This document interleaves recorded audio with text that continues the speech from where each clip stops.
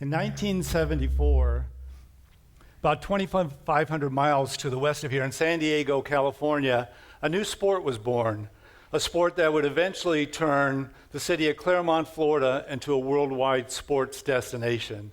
The sport involved swimming, cycling, and running, and 46 participants were up for the challenge on that day. The event was created by the San Diego Track Club and was modeled after an existing event they already had called a swim-run biathlon.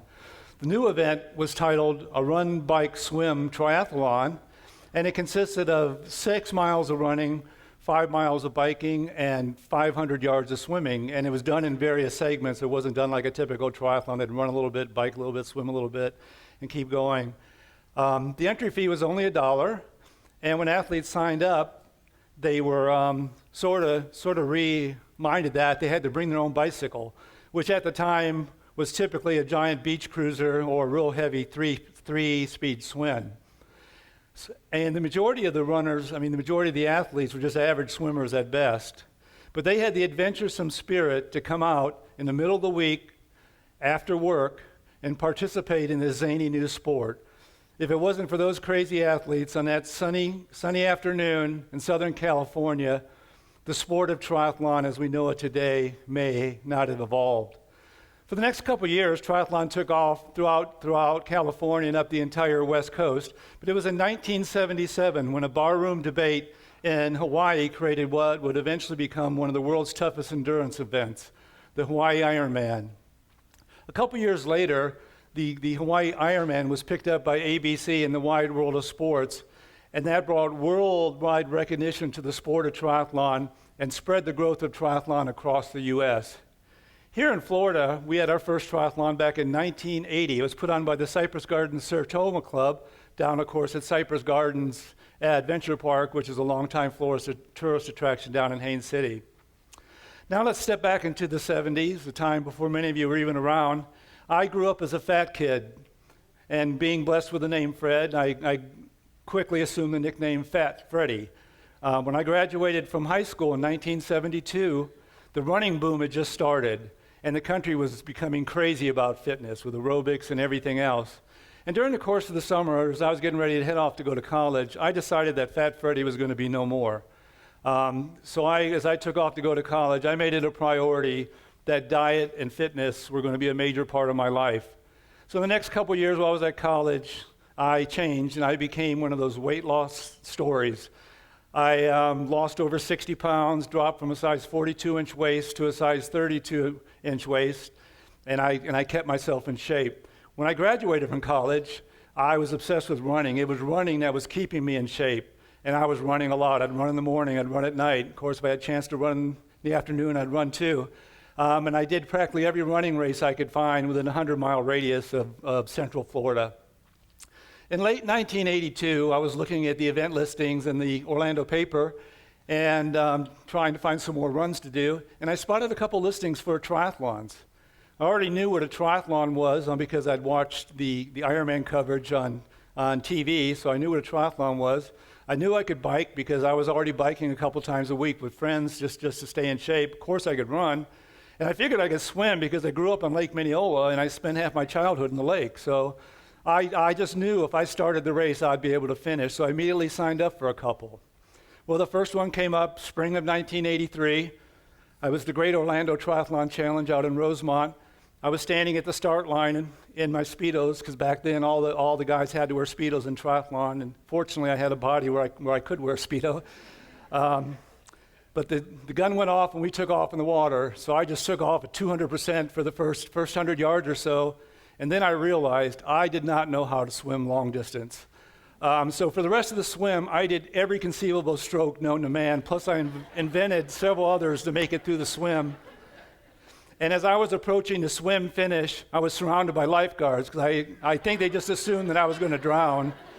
But I was moving forward, bobbing and doing everything possible. When I got to shore, I turned around and looked, and I was a second from the last person out of the water. But I was on my turf. I was on dry ground. I was a good cyclist, a good runner. So I took off, and I was able to pass about half the field before I actually finished. But when I finished, I was hooked. I was stoked. This new sport was so exciting, and that's the cool thing about triathlon, because there's 3 different sports. And very few people are good with all three sports, so you have a lot of room for improvement. But I was just stoked and couldn't wait for the next one. I had a bunch of friends that were also racing. We had a local training group, and a bunch of us had jumped into the triathlon.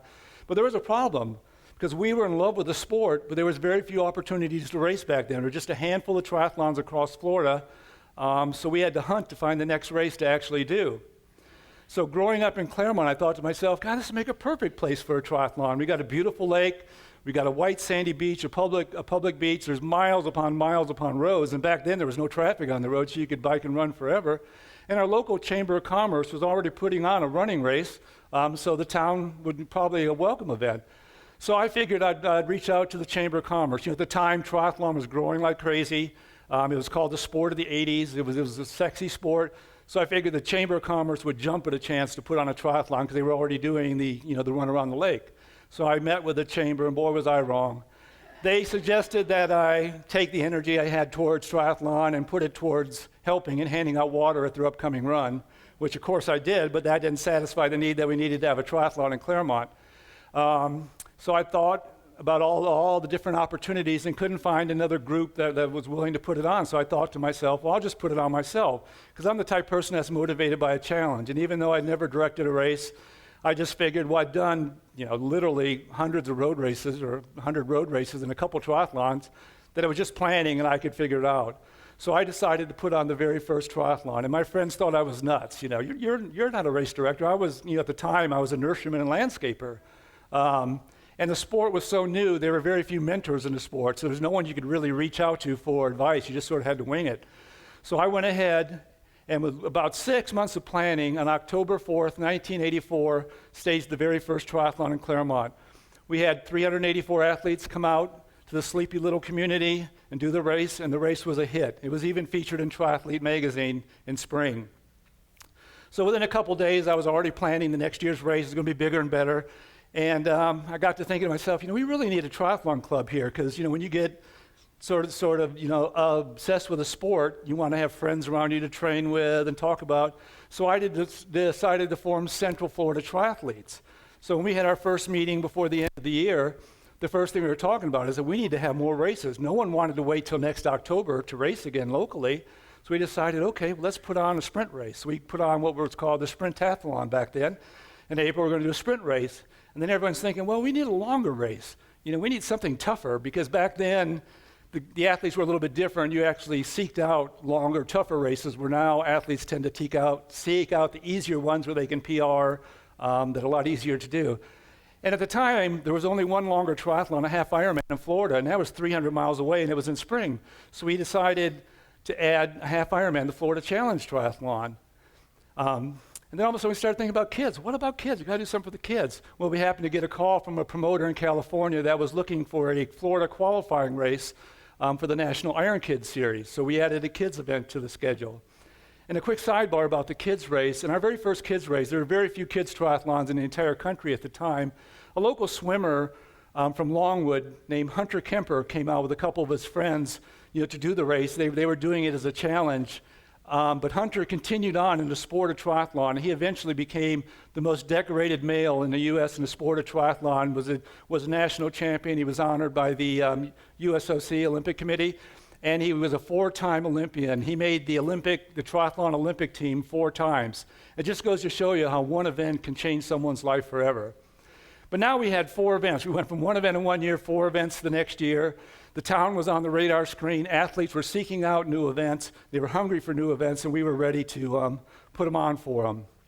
The early days of the sport were like the wild, wild west. You didn't have any standard distances or formats. Some of the races would start with a swim, some with a bike, some with a run. It was all over the place. The rules were just being created, and they were never enforced. The majority of the cyclists were doing the event without a helmet on. And race directors had to create and invent their own equipment for staging, because there was no standard staging equipment or anything. And the race scoring was crude by today's standards. But the one thing was certain, the sport was growing like crazy. It was spreading across the U.S., and everyone wanted to do a triathlon. Of course, we were ready to create more events for them to do. So within 10 years, we actually had 10 annual triathlons in Claremont. including a full Ironman distance race, the Great Floridian Triathlon. And this particular event was only a handful of Ironman distance races in the entire world at the time, and it started bringing the international athletes to the community. So the international athletes were now coming in. Within 15 years of starting, we had already attracted athletes from all 50 states and more than 30 countries to Claremont to actually do a triathlon. We were averaging over 10,000 triathletes a year coming into town to compete. And of course, they brought friends and family members with them as well. And the one thing's cool about triathlon, unlike other sports where you're doing the event in a venue, triathlon's all over the place. So when athletes go out, they're seeing the community, they're seeing the countryside. So athletes were coming to our community for the first time, seeing it and falling in love, and a lot of them were now going to make it their home. And a couple of realtors in town noticed that, and they started catering to this new group of home buyers. So as that particular time of the year, the real estate people in town were struggling to sell homes, but the realtors that were going after the athletes were selling homes like crazy, which is really cool. The local economy was driven by citrus and the snowbirds at the time. The population in Claremont would double in the winter, and the median age was about 50-something. So that was what was driving the growth of Claremont at the time in the early days. But citrus was struggling. We had back-to-back major freezes that wiped out a lot of the citrus groves. They were planted again. Now citrus canker came in, started ruining the citrus. And then in Christmas of 1989, another major freeze rolled in, and it pretty much wiped out the citrus industry as we knew it at the time. So a lot of the growers had no choice but to sell their land to the developers. There was a big housing boom going on in Central Florida, but luckily they had stayed away from us, and they were all north and east and south of the Orlando market. But now Claremont was becoming part of the housing boom. But what's sort of neat about that is that the people that were looking to move there were younger people, and they were more active people. And who wouldn't want to move to a community where fitness was already a way of life? So as the area started to grow, our hospital needed to grow as well to keep up with it. And our local hospital was bought out by a major healthcare provider in Orlando, bought out a 50% stock in our hospital, and it wasn't long before plans surfaced for a new hospital and facility.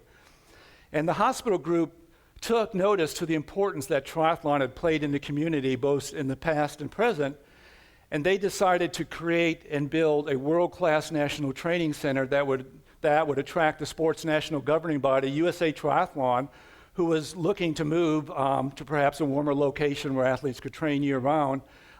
So in 1998, they broke ground on the new hospital and a new campus, and they also broke ground on the USA Triathlon National Training Center. They worked a deal to bring the sports national governing body, USA Triathlon, to Claremont. And that was big news. Triathlon had just become an Olympic sport. It was going to be in the Olympics in the year 2000. The national governing body for the sport is moving right to our town. The Olympic team is going to be based here, and we're going to have a world-class facility. And that was some exciting stuff. Claremont was truly the world triathlon destination. But a few years later, the dynamics within the hospital and the training center changed. So the move to actually bring all of USA Triathlon to Claremont was never realized. But the National Training Center continued on. It still welcomed the triathletes, and it was still bringing in more sports and fitness. We had a state-of-the-art track and field complex, softball complex, so sports was really big business in Lake County. The economic impact, it was determined by the county that they estimate that approximately 15% of Lake County's total economic value is based on sports and sports-related tourism. The city of Claremont did a recent study, and they also found out that the direct economic value of the events is over $5 million, and it's growing. The city of Claremont, for years, the city had its roots in citrus, but citrus was no more. The city was under new leadership, and it was ready for a change. I think the community was just ripe for a change. The city was working on a new master plan. They needed a new identity. The old Claremont logo had an orange in it, and of course citrus was long gone. So they had a couple of visionary sessions, and the consensus was, why not wrap the new identity around sports and fitness? For over 30 years, athletes had been coming to the area to train and to race. There's a lot of value associated with that. So after a couple months of working, the city came up with a brand new slogan, a brand new identity for the community. It was called the Choice of Champions. And it wasn't meant to be just for athletes. A champion can be, for everyone, because everyone's can be a champion in everything they do. So Claremont now had a new identity.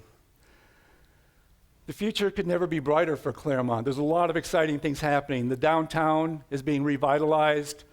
The new Claremont has a beautiful waterfront, and it's being enhanced. There's a brand new facility called Victory Point in Triathlon Beach that's being built to handle events right in downtown. It's currently under construction. It's going to be ready by the end of the year. We also have a lot more lodging and housing opportunities coming in that are going to entice athletes to stay there longer, and hopefully a lot more people to make Claremont their permanent home. So if it wasn't for that dream to hold that very first triathlon almost 35 years ago, Claremont would be a much different community.